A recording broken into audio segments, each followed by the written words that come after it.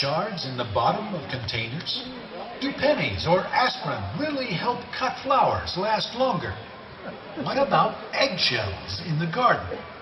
Enjoy a fun-filled presentation, and please welcome the City of Orlando's Lou Gardens Director, Robert Bowden, as he presents Magic or Myth. How does your garden grow? Good afternoon, everyone. How's everybody? Good. You should all be outside. It is a beautiful day out there, but I'm glad you're here. Today we're going to talk about those strange things that we do as gardeners that we've always done for no apparent reason other than someone told us we should do it that way. So we're going to talk about myth or magic today, and you are going to participate in this because we're going to see whether it is in fact myth or magic. We're going to go to the very first myth, and that is cut flowers. What do you do with cut flowers?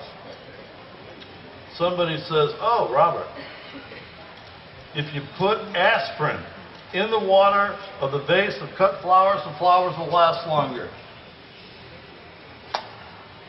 Robert, you put wine, perfectly good. Great wine. You notice this is empty, don't you? Good wine. Put it in the water. That will make the plants last longer. How about pennies? Have you heard that? Somebody says, oh, you put pennies in the water, the flowers will last longer. Anybody ever heard of that? Any of these? Are any of those myth or magic? I didn't hear anybody. Yeah. You guessed it? All right, myth. It is a myth. In fact, it sure is. None of those things work. However, you know those little packages that you get when the flowers are delivered to your home? This works. This is a very sophisticated powder that includes things like sucrose. There's some microbial inhibitors in here. There's a pH balance material in here as well. So this is really great. If you go out into your garden, however, you're not going to find these out there. So there's some other things you can do to make your cut flowers last longer. Number one. Oh, that's hot. Number one is to make sure the vase is clean. I don't know about you, maybe it's a guy thing, I don't know. But, you know, I'll put cut flowers in a pretty vase, and then when it's all over, I'll take those plants out, throw them in the compost pile, I'll empty the water, and I'll put it underneath the kitchen sink without having cleaned it or washed it. That's bad, right? So then when I get other flowers from the garden, I bring that vase out, failed to clean it, filled it up with water, filled the flowers in. How long do you think the flowers last? Not long. Because there's things in there, the little bacteria and all sorts of stuff now in that water, and that really doesn't help these guys at all. You notice in this vase, there are no leaves in the water. That's really important. And I know it seems bad, but you have to strip those stems from your garden, strip those leaves, and then put it in a vase, and that will really help a lot. But make sure that you try to take those leaves off as best you can. You can also recut the stems. So if you get these flowers from a florist, make sure that you hold the flower underneath the water, and then use a pair of sharp scissors or a knife and simply cut off, you know, an inch and a half or so, all doing this under the water, and then immediately place it in the nice warm water, and that will help a lot. If you want to add a drop or two of bleach, that would be okay too. What about roses though? Roses, number one, are very expensive. And you get them in your house, and what do they last? A day or two before they start to droop? Isn't that horrible? A beautiful plant like this and the flower starts to droop. You can't enjoy the fragrance, you can't enjoy the structure of that. So there's an easy thing to do that you can do to prevent this from happening. And I just misplaced, there it is. Little secret, just among us, okay? Don't tell anybody.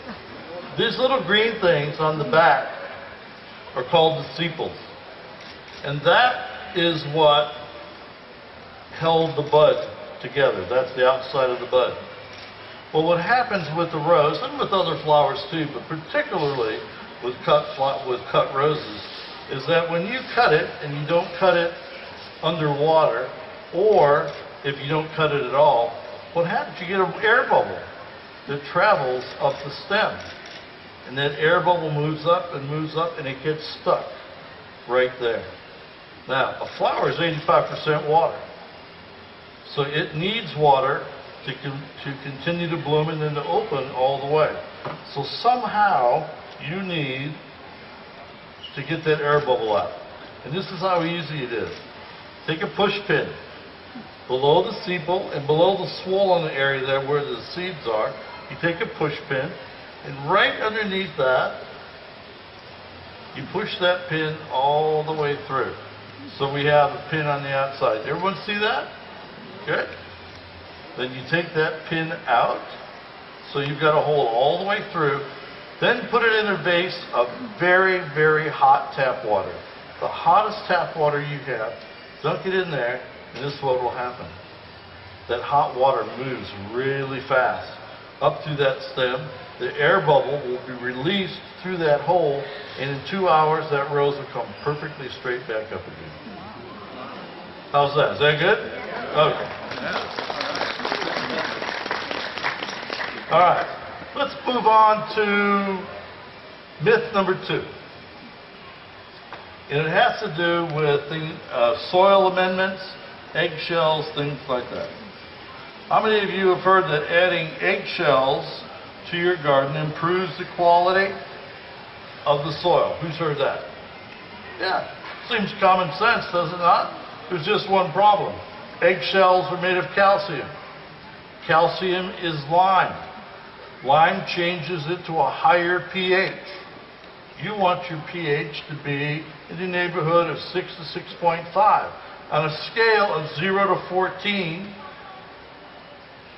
7 being neutral, you want it to be sort of in the neutral range, a little bit on the other side, but not too much. I've seen people add, I don't know where they get the eggs, but lots of eggshells, and it really does modify the pH, and that modifies it so much that you can put a truckload of fertilizer on your plants, and because it isn't exactly right where that acidity should be, the plant can't absorb it. So a little bit, a few eggshells in your compost pile, a few eggshells scattered about. But my father used to tell me everything in moderation. And so be careful of the eggshells. What about using eggshells for slug control? Have you ever heard that? Put it around your plants. They don't care. Slugs will go through anything. They'll crawl over everything to get to your brand new plants. So you can't use it to keep the slugs away. But I've even heard people say, you know, I grow tomatoes. And when I grow tomatoes, I oftentimes get this black spot on the end of my tomato fruit. We call that BER, or blossom end rot. And if you read a lot of books and a lot of magazines, they will tell you it's because you're not getting enough calcium. And so you go to the store and you buy a calcium spray and you spray on your tomatoes. That's supposed to solve the problem. Well, I have to tell you, 99% of the time, that's a myth. So people are buying this calcium spray to spray, and it really doesn't do anything. Most of the time, when you get that little black spot on the end of your tomato, you know, the one that you've nurtured and you've cared for, you've watered, and I mean, you brought this plant into the world from a seed, and you're nurturing it, and all of a sudden it has the audacity to get a black spot on the end of it. 99% of the time, that is inconsistent watering. So you can water it a lot for several weeks, and then you go away and it's awfully dry. Or the opposite, you try to keep it dry, and then you go away and your neighbors water your garden for you, and they water it 3 or 4 times a day. Have you ever had that happen? I have. And you come back, what did this guy do to my business? But anyway, that's blossom end rot. So if you maintain consistent watering, you won't have that problem. Okay? Let's talk about the next garden myth, number 3. And that deals with coffee. Regular, plain old ordinary coffee grounds. Some people say coffee will change the pH of the soil, add to the organic matter of your soil, so that's really good. We want to do that. If the sole reason that you're adding coffee to your garden is to modify the pH by making it more acid, that's a myth. It's a myth. Simply because coffee is not stable. Different coffees have different pH values. I have tested some coffee grounds that are very, very acidic, 4.5. So if you want to make your soil a little more acidic, possibly, but everything in moderation. I've seen coffee grounds that are 8.5 to 9. So unless you have a soil test kit that where you can actually test your pH of your coffee grounds, then you won't know if it's actually harming or hurting your plant. I got a call a few weeks ago from a lady who lives in Central Florida here. And she said, Robert, my plants just aren't doing very well. You know, I water and I fertilize and they get the amount of sunlight. They're just not doing well. Can you come by and look at them? And I thought to myself, go ahead, Robert. You got nothing else to do. So you go to this lady's house and you pull in the driveway and then you see coffee ground volcanoes. Have you ever seen this? Some people do it with mulch. You know, they'll take the mulch and they'll build these volcanoes. Every tree, every shrub in her garden had this volcano made of coffee grounds. And the first thing that came into my mind was, she drinks a lot of coffee. I'm not sure I want to ring the doorbell. Come to find out, she had worked out an arrangement with the local coffee house, and they gave her all the coffee grounds she wanted. I have to tell you, a few coffee grounds mixed in with the soil doesn't hurt. It's a bean, actually, right? So it's chopped up bean. It's good organic matter. But if the sole reason you're doing it is to change the pH, you really don't want to do that. Okay? That's what is that? Number 4? Number 3. 4? Let's go to the next one. Number 4. One of the biggest myths in gardening today. No doubt, hands down, this is the problem. Putting broken pot shards and rocks or pebbles in the bottom of a container will make my plants grow better. Magic or myth? Myth. You see a trend happening here? Lots of myths here. All right. Okay, we're at Disney, so we have to keep this in mind. Safety glasses, hard hat. You know, it's one of those things.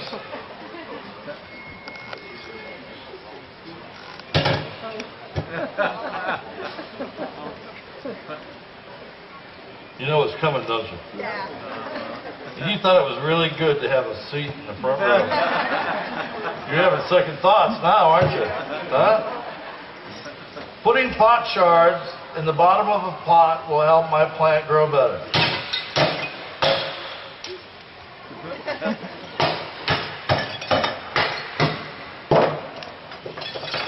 All right. Myth or magic? Myth. Myth. Put all these pot shards in there.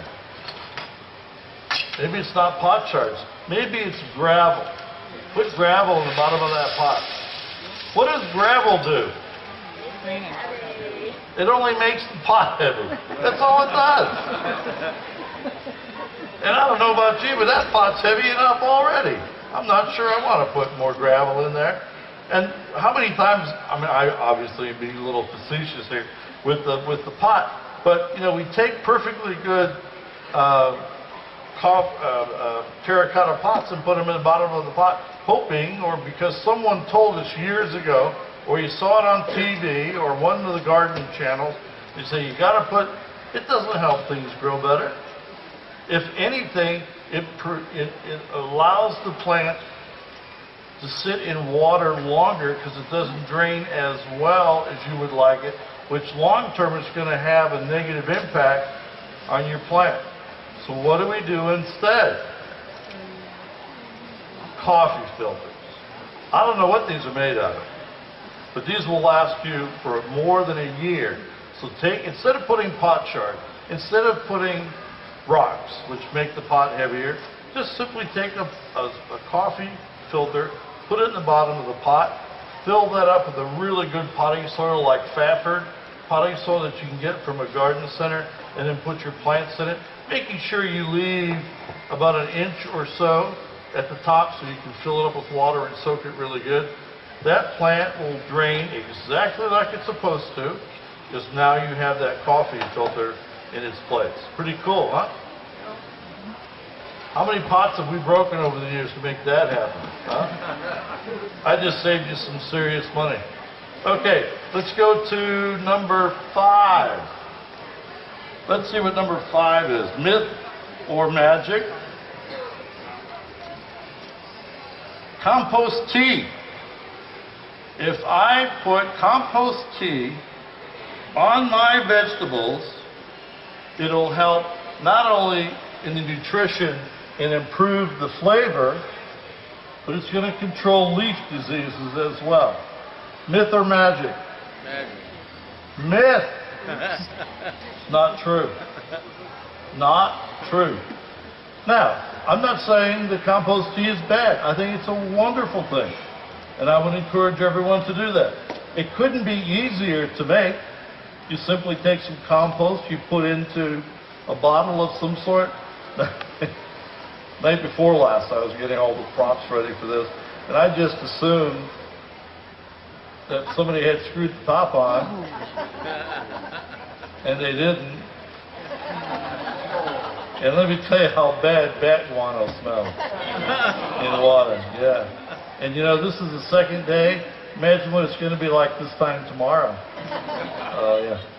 And you see, I say, you're going to think that maybe the front seat isn't the best place to be. You're going to get a drift of it in just a second. It's going to be great. So, compost tea really is good. No doubt about it. You can make it out of compost that you make yourself. Add some water to it. Let it steep for a period of time. And then you want to strain it. I have bat guano. I have fish emulsion or fish meal, ground up fish that you can put water to. And then you just simply take the top off and you put it in a watering can. You can strain it with a cheesecloth.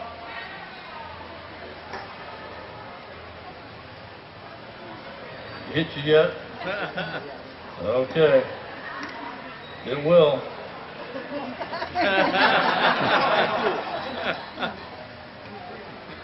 You know, compost by itself smells pretty good, but add water to it, it's not so good. So how we doing? Good, huh? Yeah. Back in the day, we used to call that an e-ticket ride. Yeah, you're right there. So if not cheesecloth, you can use old pantyhose. Maybe new pantyhose would be better.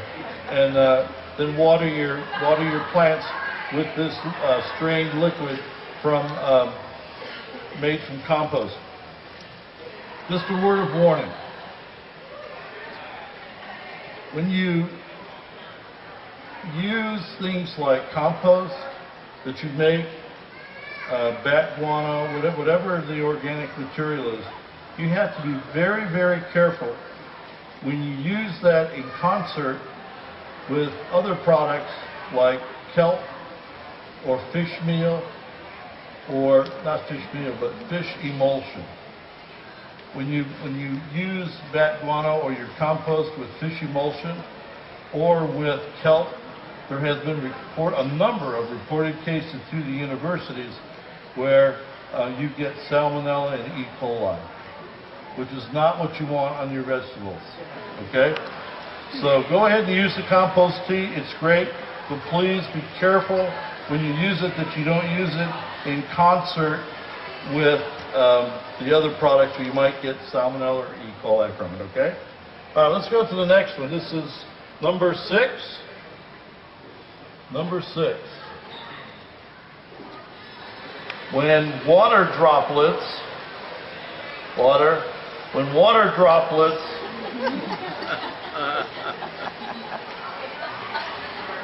can't believe I did that. When water droplets get on the leaves and you water in the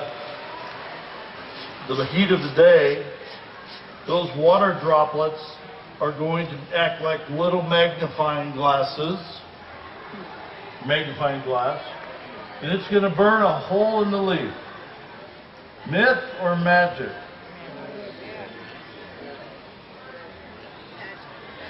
Myth. If day watering plants leave droplets of water on their plants and creates little holes in your leaves, what do farmers do? Right? He doesn't cover 300 acres, so that's false. You can water anytime, any time of the day, so you don't get these droplets. I would recommend, however, especially here in Florida, that you not water between 10 and 4.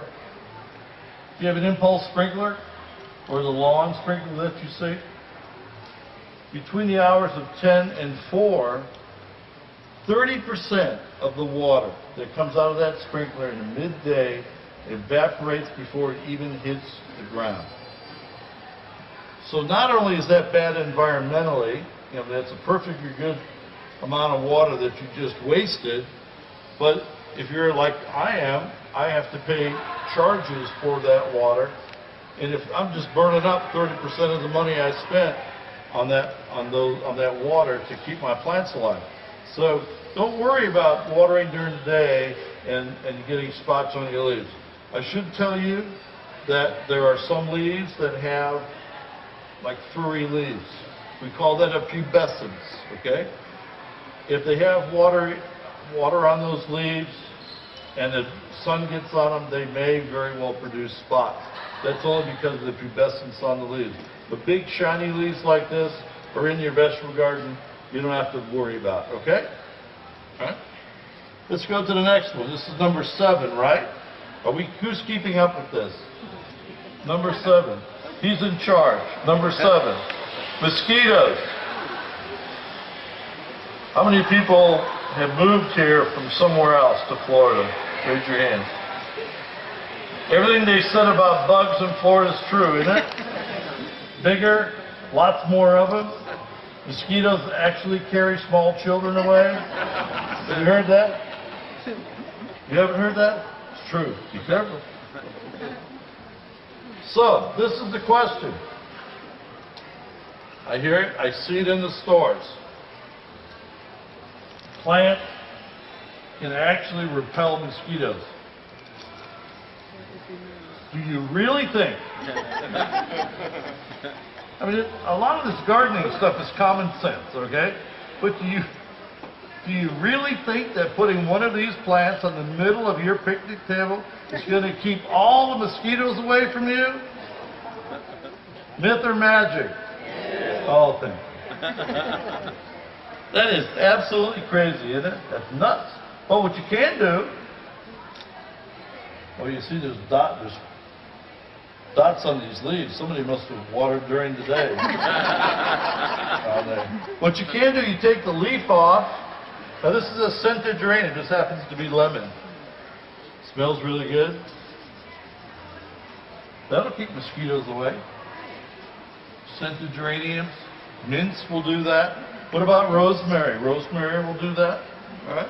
What about marigolds? Marigold plant, growing out in your yard. Take some of that foliage of the flowers. They love me here. They really do. They said, Robert, what do you do with that marigold? What do you throw it at something? No. So you rub the marigold leaves on your arms. Great way to keep the bugs away. But I have to tell you, this is probably the best plant in the world to keep mosquitoes away. And this does, in fact, do that, but not by putting it on the center of the table. You take a little piece off, just like we've been doing. This is called pennyroyal. Pennyroyal is in the herb garden. If we just pass that around a little bit, that'd be great. Pennyroyal grows really well here in Central Florida. Spring, starting in fall, winter, spring. As soon as it starts getting really hot and humid, we get those afternoon rains. This is only 1 inch tall. There's not a lot of air circulation in this herb, so they're probably going to melt away for us here in Central Florida. So then when fall comes and the temperatures get a little nicer, you can go ahead and replant it, put it in the garden, it'll grow all winter and spring, and you have to replace it again. If you live up north, where it's cooler, and you don't have the problem with humidity like we have here, you can plant it into your garden in the springtime. Spring, summer, fall does really well for you. And then in the fall, as it starts to get a little cool, you might want to protect it with the bough of an evergreen or a Christmas tree or any kind of bough, just to protect it a little bit, to keep that snow from compacting on it.